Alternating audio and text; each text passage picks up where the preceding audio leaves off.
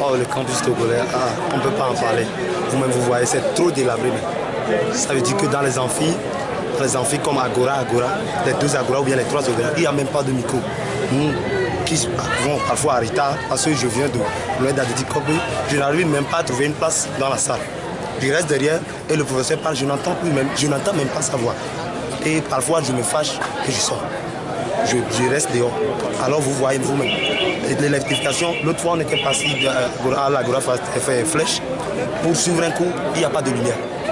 C'est là que le professeur a demandé que nous changeons un peu de ça. Alors on était venus dans les salles où il y avait la lumière. Alors vous voyez ça. Même les salles, ça ne peut pas contenir. Ici, chez les Allemands, ici, on avait droit à suivre un cours l'autre fois. Mais on était arrivé, on était plus de 400. Mais la salle ne pouvait que contenir au moins 60 personnes ou bien 50 personnes. Vous voyez le cas. Alors, c'est pourquoi nous on a décidé. Et pour le bus, monsieur, ça, c'est comme on nous plaque comme des sardines dans le bus. Parce que moi, je viens d'Agoé. Et ils nous placent comme des sardines, alors nous, on ne peut pas accepter tout ça.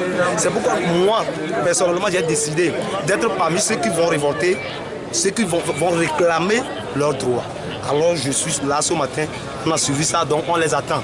Nos leaders vont déposer le procès et on attend le 6. S'ils ne répondent pas à, on va prendre d'autres dispositions. Et que dire aux camarades qui ne participent pas au mouvement de revendication? Vous voyez, mes chefs, vous voyez bien qu'il y a des gens parmi nous qui sont un peu bien. Leur famille est bien. Quand ils quittent le matin, ils prennent le taxi. Et moi, comme ça, mes parents sont très loin d'ici.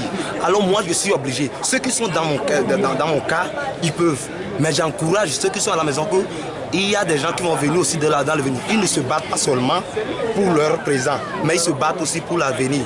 Ceux qui n'ont pas de relevé, ils vont aussi terminer bientôt et ils vont aller réclamer leur relevé. Si on ne leur donne pas ça, ou bien s'ils viennent et ils sont en retard, ils restent dehors, ils vont savoir ce qu'il y a là-dedans. Donc je leur demande pardon d'être parmi nous et de nous aider à avoir. On ne va rien casser, on ne va rien faire de mal, on veut seulement réclamer ce qu'on mérite.